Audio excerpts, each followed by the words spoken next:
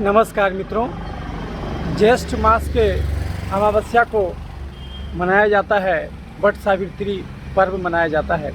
और मैं आपको ये वट वृक्ष के सामने मैं खड़ा हूँ और देख सकते हैं धागा लपेटा हुआ है और इस पर पूजा की गई है, यहाँ पर हुआ है और आप देख सकते हैं यही वट वृक्ष है। तो आज मैं इसी की चर्चा करूँगा। यहाँ पर ये वट वृक्ष है, उधर आप देख रहे हैं वो पीपल का पेड़ है, तो ये बरगद का पेड़ है और उधर सामने पीपल का पेड़ है। ये बहुत ही पावन मौका होता जब सनातन धर्म में इंसान जो है देवता हर उस चीज़ को मान लेता जिससे कि उसको बेनिफिट हो के जीवन में, वो उसको भगवान की तरह दर्जा देता। ये इस धर्म की बहुत बड़ी खासियत है मित्रों। सनातन धर्म है, हिंदू धर्म, और ये मानता है कि हर चीज़ में परमात्मा है और वसुधैव कुटुंबकम की भावना आदमी इंसान को रखनी चाहिए और इंसान को हर चीज़ में परमात्मा का दर्शन करना चाहिए। ये किसी और धर्म में ऐसी बात नहीं है, क्योंकि आप जैसे देखिए, अगर कोई आदमी मुस्लिम है तो वो अल्लाह के अलावे किसी और जगह पर सर नहीं झुका सकता। अगर कोई क्रिश्चियन है तो उसको जीसस के आगे ही सर झुकाना होगा। लेकिन हिंदू एक ऐसा धर्म है जहाँ हर जगह भगवान की कल्पना की गई है, और ख़ासकर ये जो वट वृक्ष है इसको तो साक्षात ब्रह्मा विष्णु महेश की संज्ञा दी जाती है और इसकी पूजा की जाती है। लोग इस पर मन्नत मांगते हैं, धागा बांधते हैं, और जो शादीशुदा महिलाएं होती हैं वो जो है कि अपने वर की लंबी उम्र की कामना जो है कि इस धागा बांध करके करते हैं। तो आज मैं इसी की चर्चा करूँगा। जो वट सावित्री व्रत होता है वो आप बहुत सारा ऐसा वीडियो देखे होंगे जिसमें कि वो बताते हैं क्या विधि है, कर्म कांड सिखाते हैं, लेकिन वैज्ञानिक बुद्धि का आदमी कहीं ना कहीं उन वीडियोस को देख के लगता है उसको धर्म के प्रति अरुचि होने लगती है, क्योंकि उसको लगता है कि कौन सा भगवान और कहाँ पर इस प्रकार का बाती जलाने से, दिया जलाने से, अगरबत्ती जलाने से कौन सा भगवान आएगा। ये वैज्ञानिक बुद्धि नहीं समझ पाता। तो चूँकि बेसिकली ये हृदयगत बात है और मानसिक अगर देखिएगा नज़रों से तो वो आपको वो नहीं दिखेगा। तो आज मैं इन्हीं सब चीज़ों को आपको मैं बताऊंगा और इसकी चर्चा करूंगा कि जो है कि क्यों जो है ये ज़रूरी है इसको जानना। नहीं तो फिर धर्म शुद्ध रूप में तो अच्छा होता है, लेकिन आगे चल कर के जो इसमें आडंबर घुस जाता है, कर्मकांड घुस जाता है, तो वो धर्म सड़ जाता है। तो जैसा कि मैं बता रहा था, वट सावित्री व्रत जो है ये मनाया जाता है ज्येष्ठ मास के कृष्ण पक्ष के जो आपका 13वां से 15वां के बीच में किसी एक दिन मनाया जाता है, और उस दिन अमावस्या जो है होती है और वो बहुत पावन माना जाता है। तो इसमें कथा जुड़ी हुई है, और भले ही इस कथा का कोई वैज्ञानिक आधार हो ना हो, लेकिन स्कंद पुराण में इसका जिक्र आता है और ये कथा बड़ी प्यारी है। और इसको प्रतीक में समझ सकते हैं आप कि किसी ज़माने में एक राजा हुआ करते थे, उनका नाम था अश्वपति, और मालवी उनकी पत्नी थी। इनकी एक पुत्री हुई जिसका नाम था सावित्री, जो बहुत सुंदर थी। और जब इसके लिए वर की तलाश शुरू हुई तो ये राजा ने इनको अनुमति दी कि भाई राजा की पुत्री थी तो इनको कहा गया कि आप खुद वर को तलाशिए। तो वर को तलाशने में ऐसी कथा है कि ये वन चली गई और वन में इनको भेंट हुआ द्युमत्त सेन के पुत्र सत्यवान से इनकी भेंट हुई। और द्युमत्त सेन वो राजा थे जो अंधे थे और इनको इनका राजपाट से बेदखल कर दिया गया था। तो जंगल में रह रहे थे और यहीं पर जो है कि सत्यवान से इनकी भेंट होती है और इनको ये वर के रूप में पसंद करती हैं। लेकिन इसी बीच में ऐसी कथा है कि अश्वपति राजा को नारद मुनि आकर के कहते हैं कि जिस वर को ये पसंद की है वो मात्र 1 साल जिंदा रहेंगे, तो इसीलिए दूसरा वर तलाशने बोलिए। तो जब ये अपने पिता के पास पहुंचती है अश्वपति जंगल से वर तलाश करके, तो फिर वो कहती है कि मुझे सत्यवान पसंद है, लेकिन उसके पिता उसको समझाते हैं कि भाई ये 1 साल ही जिंदा रहने वाले हैं, तो इसीलिए इनको तुम चेंज कर लो वर। लेकिन वो अधिक हो जाती है कि नहीं, हमको जो पहली बार में जो पसंद हुआ मैं उसी से शादी करूँगी, चाहे जो भी हो। तो फिर शादी अल्टीमेटली सावित्री की सत्यवान से ही होती है। और ऐसी कथा है कि सत्यवान से शादी होने के बाद जो है कि ये वो जंगल में रहने लगती है, चूँकि राजपाट तो छिन गया रहता है इनका। तो जंगल में जब रहने लगती है तो उसमें अनेकों मुश्किलात आते हैं इनको। और ठीक 1 साल के बाद जो तय था कि 1 साल के बाद सत्यवान की अचानक सर में दर्द होने लगता है और वो लकड़ी काटने जाने के लिए रहता है, लेकिन वो सर में दर्द होता है और सावित्री की गोद में अपना प्राण त्याग देता है। तो ऐसी कथा है।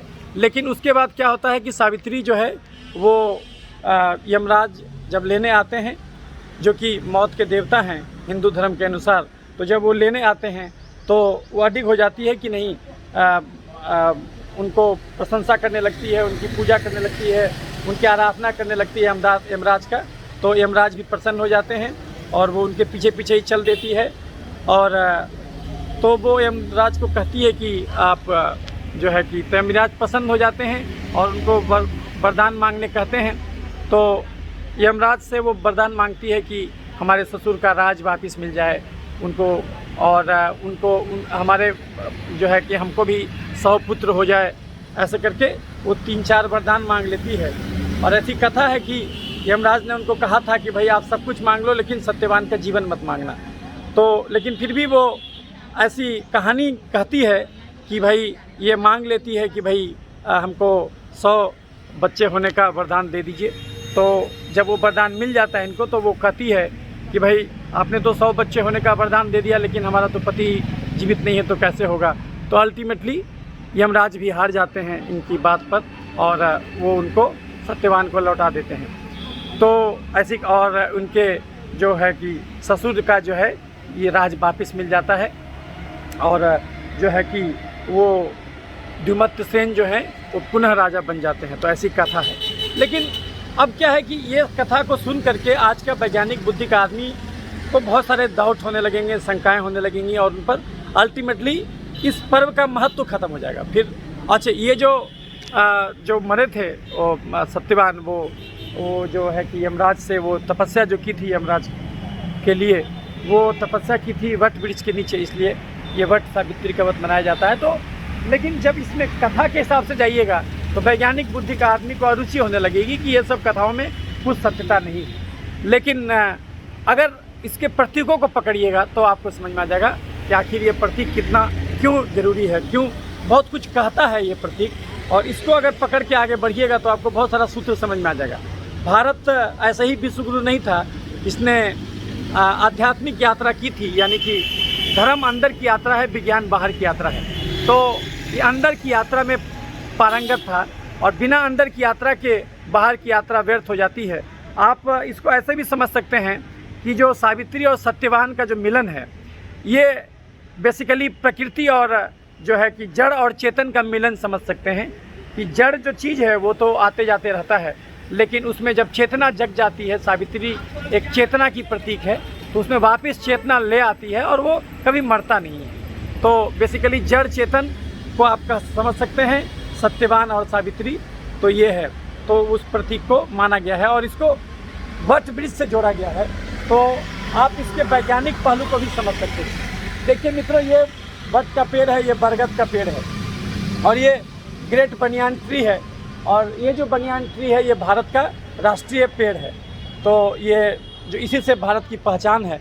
और देख रहे हैं इसमें किस प्रकार से ये रूट्स जो रहता है वो जड़ जो है कि लटकता हुआ अभी जड़ रहता है। बहुत सारा जड़ आप देख रहे हैं, वो उधर भी ज़मीन में भी गया है। और आप देख सकते हैं हमारे उस साइड में जो है कि संजय गांधी जैविक उद्यान है पटना का। तो और ये जो आप देख रहे हैं, तो ये सब, और ये कहीं भी उग जाता है और ये मरता नहीं है, ये सैकड़ों साल तक जीवित रहता है। तो अगर आपको वट सावित्री का रियल महत्व जानना है तो आपको कहीं ना कहीं वो फिकस ग्रुप के पौधों के बारे में जानना होगा। मोरासिया फैमिली का ये पौधा है। और देखिए यहाँ पर आपको हम एक साथ दोनों चीज़ दिखा रहे हैं। ये देखिए, ये बरगद का पेड़ है, ये बरगद का पेड़ है। और इधर जो आप जाइएगा तो ये देखिए इधर पीपल है। अब ये सब का सब जो है आपका मोरासिया फैमिली का पौधा है, फिकस ग्रुप अंजीर जिसको कहते हैं। ये देखिए ये पीपल का है, तो ये पीपल है और ये पीपल है, इसका पत्ता आप देख सकते हैं। और उधर जो है आपका वो बरगद है, तो ये आप देख सकते हैं। तो अब क्या है कि इसका नाम क्या है, इसका बोटेनिकल नेम है, जो आपका बरगद का जो बोटेनिकल नेम है उसका बोलते हैं फिकस यूरोस्टिग्मा। ये फिकस यूरोस्टिग्मा बोलते हैं इसको। और पीपल को जो कहते हैं फिकस रिलीजियोसा, पीपल को बोला जाता है फिकस रिलीजियोसा और इसको कहा जाता है फिकस यूरोस्टिग्मा। ये फिकस यूरोस्टिग्मा है। और ये फिकस रिलीजियोसा है। और गुलर एक भी इसी ग्रुप का पौधा है जो कि बोलते हैं फिकस रेसेमोसा। तो फिकस रेसेमोसा गुलर हो गया, और फिकस रिलीजियोसा ये आपका पीपल हो गया, और बरगद जो बोलते हैं फिकस यूरोस्टिग्मा। तो ये तीनों जो है, और इसी में आप देखिएगा कि पवित्र पौधा माना गया है इस सबको। और नीम को भी इसमें शामिल किया जाता है, लेकिन नीम अलग फैमिली का है। ये तीनों जो आपको बताए, फिकस रेसिमोसा गुलर, फिकस रिलीजियोसा पीपल और फिकस यूरोस्टिग्मा ये बरगद, बनियान ट्री जिसको कहते हैं, वट वृक्ष। तो ये जो है, ये तीनों जो है आपका मोरासिया फैमिली का है। लेकिन अगर आप नीम की चर्चा कीजिएगा तो नीम जो है मेलिएसी फैमिली का है। तो ये नीम जो है मेलिएसी फैमिली का है। तो आप ये देख सकते हैं। तो यहाँ जो है अब हम इसके बारे में चर्चा करते हैं कि क्यों बरगद का महत्व है, क्यों इसकी पूजा की जाती है। ये जो पेड़ होता है मित्रों, ये बहुत दिनों तक जिंदा रहता है। और भारत में कुछ कुछ प्रसिद्ध वट के वृक्ष हुए हैं जो कि पुराणों में भी दर्ज है जिसका। तो जैसे कि वट सावित्री वट, जैसा मैंने हमने बताया कि इसकी जो चर्चा आई है वो स्कंद पुराण में आई है। और स्कंद पुराण में करीब करीब 84,000 श्लोक है। और आप अगर उसका अध्ययन कीजिएगा तो कहीं ना कहीं आपको उसमें भी बहुत कुछ दिख जाएगा। तो अभी इसका वैज्ञानिक पहलू पर हम बात कर लें। अब सोचिए कितनी गहरी इसकी जटाएं हैं, और जो है इसका ये जीवन की अमरता का प्रतीक है ये। और परमात्मा आपको साक्षात इसमें दिखता है। कहा जाता है कि ब्रह्मा विष्णु महेश तीनों इसमें रहते हैं। इसकी जड़ में ब्रह्मा का रूप है, और इसके जो खाल है और जो तना है उसमें विष्णु का रूप है, और जो पत्ते हैं वो भगवान शंकर महेश के रूप हैं। तो ये ब्रह्मा विष्णु महेश साक्षात इसमें आपको दिखते हैं। तो ये पेड़ है। तो इसीलिए चूँकि ये अमर है, इसीलिए जो है कि ऐसा माना जाता है कि आप अगर इसकी पूजा करते हैं तो कहीं ना कहीं आप, जैसे महिलाएं पूजा करती है अपने पति के लिए, तो पति अमर हो जाए, इस सेंस में है बात। तो ये तो जड़ चीज़ है, वो जड़ तो मरेगा, लेकिन जो चेतना है वो नहीं मरती, आत्मा नहीं मरता। तो सावित्री बेसिकली आत्मा की प्रतीक हैं, और सत्यवान जो है वो जड़ चीज़ की प्रतीक है। तो ये चीज़ है। तो और दोनों का मिलन जरूरी है। स्त्री पुरुष अलग अलग अंगों में महत्वपूर्ण है कि दोनों का मिलन जरूरी है, नहीं तो जीवन अधूरा हो जाएगा। कि जो है आपका एगो हृदय पक्ष होता है, और एक जो आपका जो है कि मानसिक पक्ष हुआ, दोनों को मिला के ही जीवन बनता है। पुरुष का चित्त और स्त्री का चित्त मिलकर ही एक जीवन का निर्माण होता है। जीवन में द्वैत है हमेशा। और आप बोल सकते हैं पुरुष का चित्त मतलब वैज्ञानिक चित्त, और जो स्त्री का चित्त यानी कि वो जो है आपका वो कला का जो पक्ष है। आपका दिमाग भी दो भाग में बटा हुआ है, लेफ्ट और राइट हेमिस्फीयर। तो ऐसी मान्यता है कि लेफ्ट हेमिस्फीयर विज्ञान को महसूस करता है, और राइट हेमिस्फीयर धर्म और कला की यात्रा करता है। तो बेसिकली कला और का जो पक्ष होता है वो सब्जेक्टिव होता है, और विज्ञान का जो पक्ष होता है वो ऑब्जेक्टिव होता है। लेकिन दोनों चीज़ ज़रूरी है जीवन में। केवल ऑब्जेक्टिविटी भी रहे तो आप बेसिकली क्लेश से भर जाइएगा, और जो है कि मन जो है विकारों से भर जाएगा, और बहुत ज़्यादा उन्माद में आप रहिएगा, अंदर से शांति नहीं मिलेगा। लेकिन ये जो कला का पक्ष है आपको शांति देता है। तो आप इसको समझ सकते हैं कि इसमें जो है आपका सब चीज़ों का रूप है। और भारत में जो और वट वृक्ष हुए हैं जो बहुत प्रसिद्ध हैं, जिनको जानना चाहिए आपको, एक तो है इलाहाबाद के संगम पर अवस्थित है, और कहा जाता है कि ये 3250 ईसा पूर्व वो वृक्ष था। उसका नाम है अक्षय वट, और इलाहाबाद के संगम पर अवस्थित है। बहुत बार इसको जहांगीर ने इसको जलाने का प्रयास किया, उस पर तेजाब उजाब भी छिड़क दिया उसकी जड़ों में, लेकिन बावजूद उसके भी वो पेड़ जिंदा हो जाता है। तो अक्षय वट, जब भी आप संगम तट पर जाइएगा तो आप अक्षय वट का दर्शन कर सकते हैं। वो अक्षय वट प्रयाग में है। दूसरा है एक बंसी वट, और बंसी वट जो है मथुरा वृंदावन में पड़ता है। तो वहाँ पर कृष्ण बांसुरी बजाया करते थे, जब वो खेलते थे तो वहीं पर रास रचाते थे, ये बंसी वट जो है।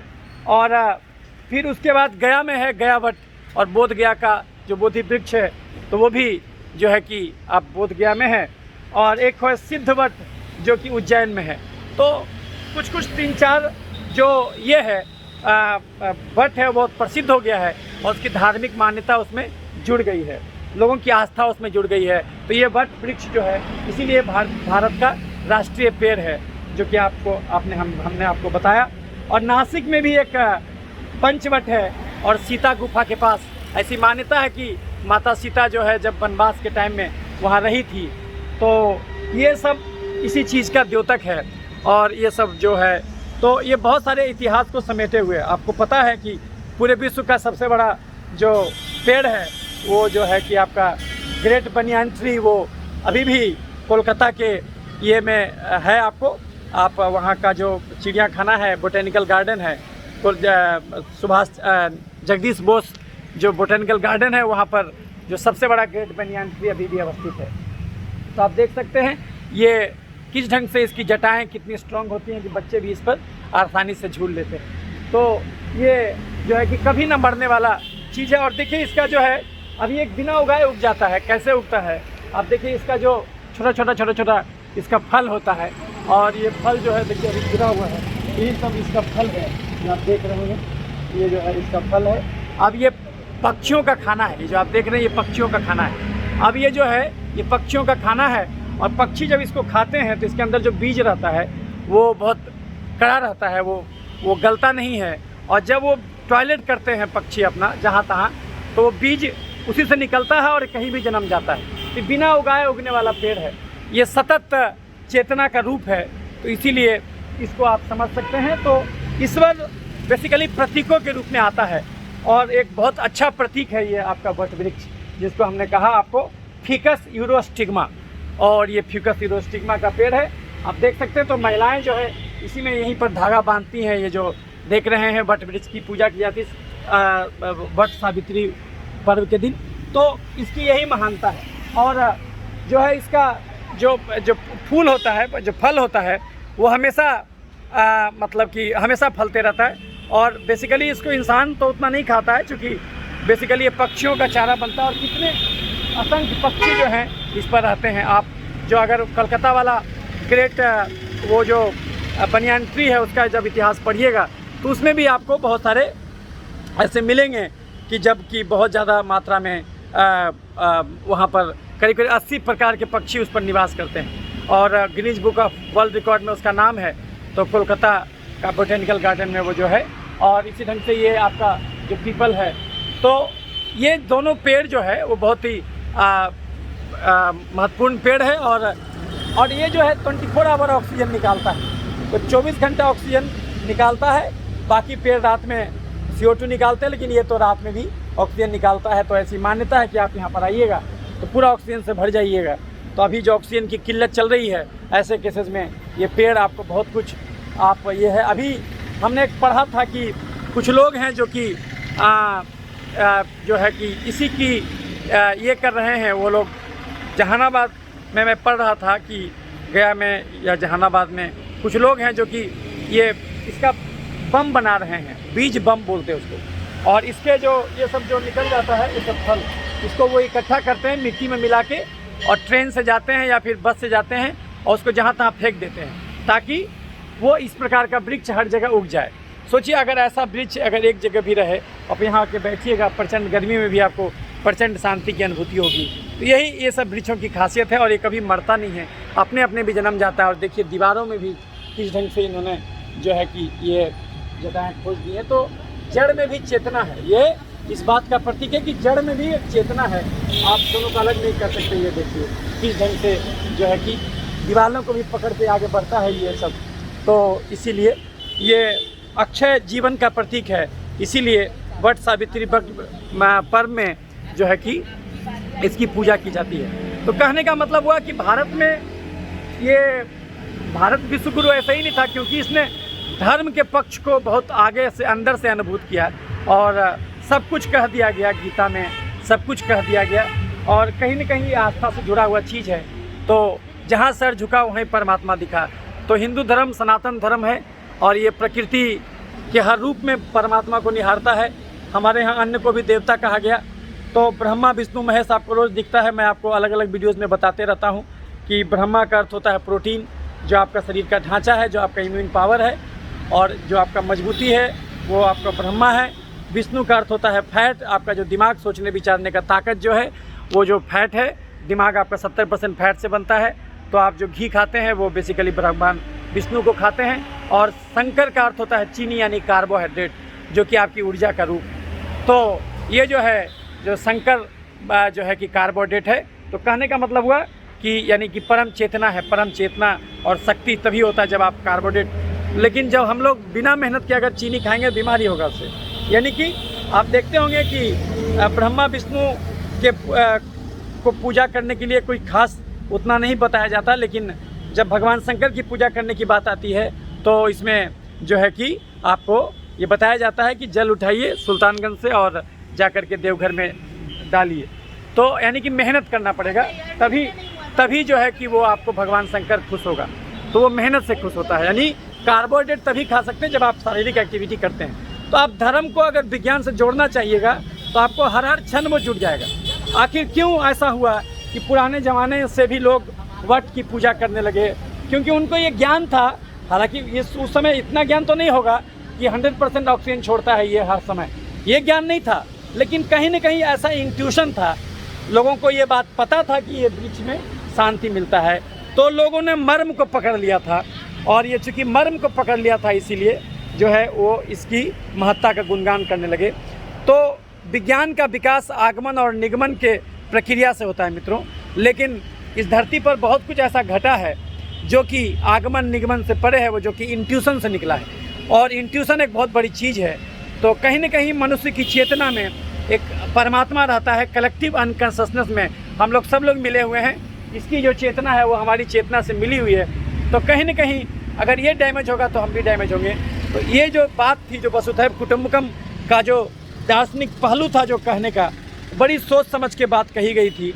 तो हम लोग वैज्ञानिक बुद्धि के जो लोग हैं, तो हम लोग इस ढंग से बोलते हैं कि ये सब पर्व त्यौहार का कोई मतलब नहीं है। लेकिन आप ये समझिए, अगर आपका जो हृदयगत पक्ष है उसको आप अगर कमज़ोर कर दीजिएगा तो आपका जीवन बिल्कुल सूखा हो जाएगा, नीरस हो जाएगा, एक सूखे हुए रेगिस्तान के समान हो जाएगा। आप अभी देखते होंगे कि मार्स पर इंसान ने छोड़ दिया है यान, वहाँ पर अभी इंसान का रोबोट घूम रहा है और वहाँ से तस्वीरें भेज रहा है।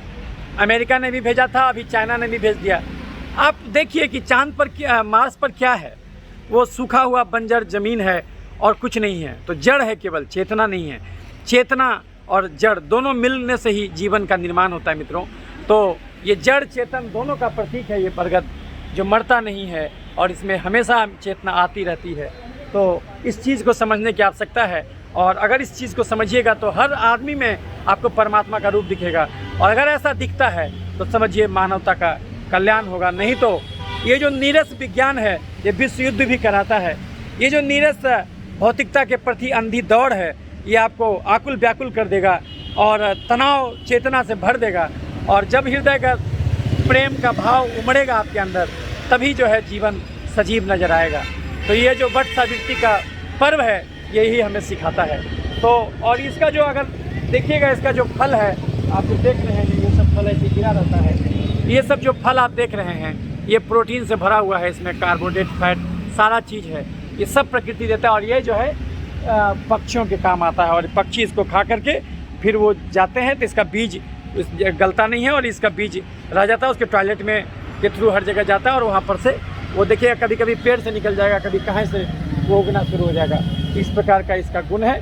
तो अगर कहीं पर भी वट वृक्ष है, इसका मतलब कहा जाता है कि हमारे दादा जिंदा हैं, मतलब वट वृक्ष जिंदा है तो जीवन जिंदा है, इसका अर्थ यही होता है। और इसी को ताकि सनद रहे, ताकि याद रहे और ये याद बिसरे नहीं, इंसान तमाम भौतिकता के बाद भी इस कुछ धार्मिकता और आध्यात्मिकता को अपने जहन में समेटे रहे हमेशा। इसीलिए अलग अलग पर्व त्योहारों का महत्व होता है, औचित्य होता है।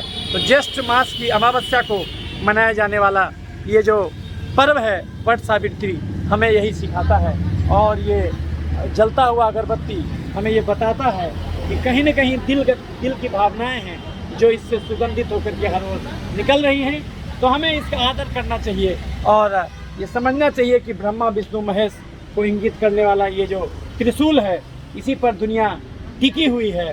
तो जब तक ये जिंदा है तब तक हमारा जो है कि जीवन यहाँ सुरक्षित है इस प्लैनेट पर, नहीं तो केवल जड़ से कुछ नहीं होगा।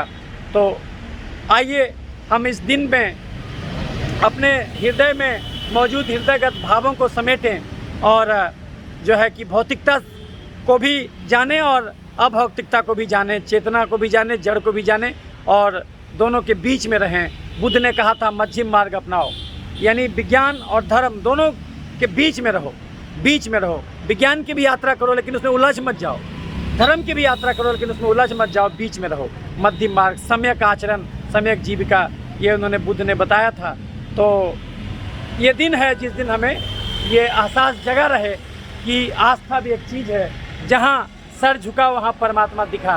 तो ये जो रूप है सनातन धर्म का, तो ये जिंदा रहना चाहिए, ये भाव जिंदा रहना चाहिए।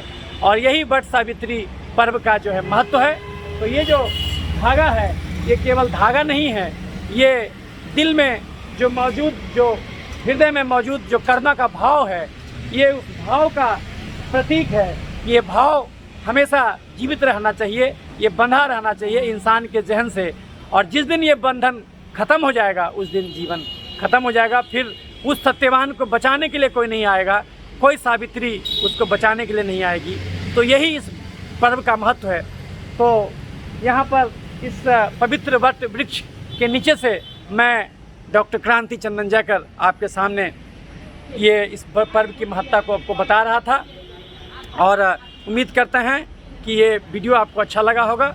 और ये जो वट वृक्ष का जो दूर से भी आपको जो चित्र पहुँच रहा है, ये कहीं न कहीं आपके मन में एक अमरता और ईश्वर का जो भाव है वो शुद्ध रूप में आपको दिखलाया होगा। तो आइए इसको महसूस करें और भौतिकता, तमाम भौतिकता के बाद भी हृदयगत कोमल भावों से भी जुड़े रहें, क्योंकि दोनों की आवश्यकता है। स्त्री और पुरुष दोनों की आवश्यकता है, लेफ्ट और राइट हेमिस्फीयर दोनों की आवश्यकता है, कला और जो है कि विज्ञान दोनों की आवश्यकता है। और जो है कि ये तो सब्जेक्टिविटी और ऑब्जेक्टिविटी दोनों की आवश्यकता है, तभी जीवन संपूर्ण होगा। और ये कभी नहीं सोचना चाहिए कि दोनों में श्रेष्ठ कौन है, दोनों जरूरी है और कोई श्रेष्ठ नहीं है, सब अपने बगैर अधूरा है। इसलिए आइंस्टाइन ने कहा था कि धर्म बिना विज्ञान के अधूरा है, विज्ञान बिना धर्म के अधूरा है। तो आइए इस दोनों को पूरक बनाएं और वट सावित्री का जो पर्व है, इसके माध्यम से हम ये हर जगह सर झुकाने का अपना मादा तैयार करें और अपने जहन में परमात्मा को हर जगह देख लेने का खूबा तैयार करें। ऐसा हुआ था एक बार, रामकृष्ण परमहंस से एक बार पूछा गया था कि आप कहते हैं भगवान है, माता है, तो भगवान हमको दिखाइए।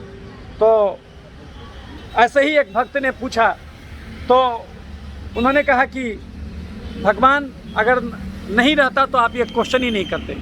भगवान है क्योंकि आपके अंदर एक विलक्षण प्रतिभा है जो कि इस क्वेश्चन को रेज कर रहा है, यही भगवान का द्योतक है। और हम लोग भगवान की तलाश में पूजा करते, तो फिर देखते कि भगवान आया नहीं, लेकिन पता चला कि जो चढ़ा है, जो भी यहाँ पर चढ़ा है चना, जो आप देख सकते हैं वट सावित्री में चढ़ाया जाता है चना, ये प्रोटीन है। और इससे देखिए खाने के लिए ये जो पक्षी ये सब जो आ रहे हैं, ये सब जो है आपका चींटी आ रही है, तो यही भगवान का रूप है, ये जो जड़ और चेतन का रूप है।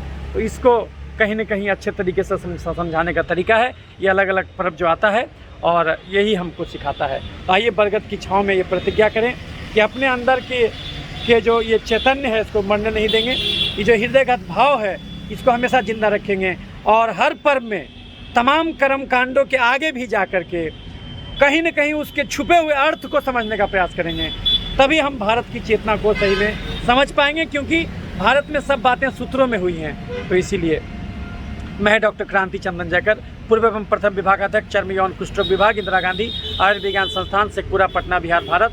मैं वैसे तो एक चर्म रोग चिकित्सक हूँ, लेकिन भोजन बदल के दुनिया के हर बीमारी को ठीक करने में विश्वास करता हूँ, इसीलिए मैं होलिस्टिक हेल्थ एक्सपर्ट भी अपने आप को कहता हूँ। तो ये चीनी, चावल, आलू, खस्सी का मांस, मीठा फल, दूध, मैदा, ये chips, chocolate, ice cream, cold drink, मिठाई, समोसा, पिज्जा, बर्गर, ये खाने लायक इंसान अब नहीं बचा, क्योंकि वो शारीरिक श्रम करना छोड़ दिया। जैसा मैंने बताया कि कार्बोहाइड्रेट मतलब भगवान शंकर, तो ये सब चीज़ मत खाइए, क्योंकि अब आप मशीन के थ्रू काम करने लगे। खुले में शौच रोक दिया सरकार, कम से कम टॉयलेट के नाम पर चलता था लोग, वो कहानी भी खत्म है। इसलिए दाल रोटी खाओ, प्रभु के गुण गाओ। दाल रोटी, हरी सब्जी, सलाद, पनीर, राजमा, सोयाबीन, अंडा करी, मछली, चिकन, दही, घी और साग जम के खाइए। एक कटोरा गाढ़ा दाल सवेरे, एक कटोरा गाढ़ा दाल दोपहर, एक कटोरा गाढ़ा दाल रात में पीजिए। 24 घंटे में 3 रोटी ज़्यादा मत खाइए। और चावल खाना है तो उतना चावल मार निकालो तसला वाला, सप्ताह में 3 दिन। पहले दाल पीजिए 1 कटोरा सुबह दोपहर रात, उसके बाद खीरा, ककड़ी, टमाटर खाइए 1 प्लेट सुबह दोपहर रात। घड़ी देख के 2 घंटा रोज़ टहलिए, तभी जो है आप बीमारी से बचिएगा। तो हम हर बीमारी को जड़ से ठीक करते, बीपी, चीनी, थायराइड, गठिया, दमा, मिर्गी, पथरी, क्योंकि बीमारियां भले अनंत हो, स्वास्थ्य तो एक ही है। तो अगर हम स्वास्थ्य रूपी केंद्र बिंदु का रोशनी आपको दिखा दिए तो स्वास्थ्य से भटक के आप किसी भी बीमारी की दिशा में गए होंगे, पुनः स्वास्थ्य तक लौट आना आसान हो जाएगा। परमात्मा तो एक ही है, मनुष्य भले अनंत हो, परमात्मा तो एक ही है। तो उसी परमात्मा, उसी स्वास्थ्य को तलाशने के लिए भी व्रत, ये पूजा जरूरी है। तो आइए ये पूजा अपने जहन में करें। उम्मीद करते हैं ये वीडियो आपके अंदर भी हृदयगत करना जगाया होगा, एक विस्मय जगाया होगा, एक रहस्य जगाया होगा, एक मिस्टिसिज्म उभारा होगा। और जब तक मिस्टिसिज्म नहीं उभरेगा, परमात्मा नहीं दिखेगा। ज्ञान 3 प्रकार का होता है मित्रों, नोन, अननोन और अननोएबल। वो ज्ञान जो इंसान जान चुका है, विज्ञान जान चुका है, उसको ज्ञात ज्ञान कहते हैं। और वो ज्ञान जो इंसान अभी नहीं जाना है लेकिन कभी न कभी जान लेगा, उसको जो है कि अज्ञात ज्ञान कहते हैं। लेकिन एक ऐसा ज्ञान है जिसको कभी नहीं जान पाया जाएगा, वो है अज्ञेय, तो उसी को अननोएबल। और इसी अज्ञेय में परमात्मा का निवास है। ये बच्चा इतना छोटा क्यों घूम रहा है, ये आप खुद समझ सकते। परमात्मा हर रूप में मौजूद है, और इस जहाँ सिर झुका वहीं परमात्मा दिखा, इसको देख लेने की बात है। तो ये तार्किक बुद्धि से आप नहीं समझ सकते, ये तार्किक बुद्धि यहीं का नहीं रह जाता, ऑब्जेक्टिव ज्ञान से आप नहीं समझ सकते। इसके लिए सब्जेक्टिविटी में उतरना होगा और व्यक्तिनिष्ठता में उतरना होगा, हृदयगत भावों से समझना होगा, तभी परमात्मा आपको दिखेगा। नहीं तो ये सिंपल कर्म कांड नजर आएगा, ये धागा का बांटना, ये बच्चों का घूमना, ये सिंपल कर्म कांड नजर आएगा। ये सोचिए, ये जीव भी जो है परमात्मा का रूप है, तो ये जो है ये बच्चा भी परमात्मा का रूप है। यही वट वृक्ष का की महिमा है कि सब लोग यहाँ पर आता है और अपना आशीष पाता है। तो उम्मीद करते हैं वीडियो आपको बहुत अच्छा लगा होगा। अगर अच्छा लगे और आपके अंदर एक परमात्मा का भाव जगाया होगा तो इस वीडियो को लाइक और शेयर कीजिएगा, ताकि और लोगों को भी आनंद महसूस हो सके और इसमें भी वैज्ञानिक बुद्धि से वो सोच समझ सके। तो जो है कि आगे भी आपसे हम चर्चाएँ करते रहेंगे, मिलते रहेंगे। इसका हर चीज़ अमूल्य है, इसका हर चीज़ से आप कुछ न कुछ निकाल सकते हैं। इसका जो पत्ता होता है बरगद का, वो हाथी को बड़ा पसंद है, वो आसानी से खाता है और सोचिए इतना बड़ा शरीर बन जाता है। तो परमात्मा हर रूप में मौजूद है, आइए उसको सहेजें, समेटें। बट सावित्री पूजा का शायद यही महत्व है। तो जब जब जेठ की अमावस्या आएगी तब तक ये बट सावित्री का व्रत आपको याद दिलाने आएगा, और हर समय कुछ न कुछ चीज़ होता रहेगा। यही सनातन धर्म की खासियत है कि यहाँ पर हर चीज़ में परमात्मा का रूप बताया गया है और कोई कट्टरता नहीं है। सब चीज़ को समेट लेने की एक जो चीज़ है इसी धर्म में है। इसलिए पूरे संसार में एक भारत ही ये अध्यात्म के अंत तक जा पाया और गीता का उपदेश दे पाया। तो आगे भी ऐसे वीडियोज़ के थ्रू आपसे मिलते रहेंगे। अपना प्रेम बनाए रखिएगा। तब तक के लिए इस व्रत वृक्ष की छाया के साथ, इसकी जो है कि इसमें जो ईश्वरत्व का गुण है इस व्रत वृक्ष में, इसके साथ मैं आपको छोड़ दिए जा रहा हूँ और आपसे विदा लेता हूँ। ईश्वर, इस व्रत वृक्ष के जो ईश्वर हैं, ब्रह्मा विष्णु महेश हैं, आपके जीवन में सदा शांति रखें, सदा कल्याण का भाव रखें, सदा आपको तरक्की नसीबें और आपको जो है निरोगी रखें। इसी कामना के साथ मैं आपसे विदा लेता हूँ। प्यार बनाए रखिएगा। तब तक के लिए धन्यवाद।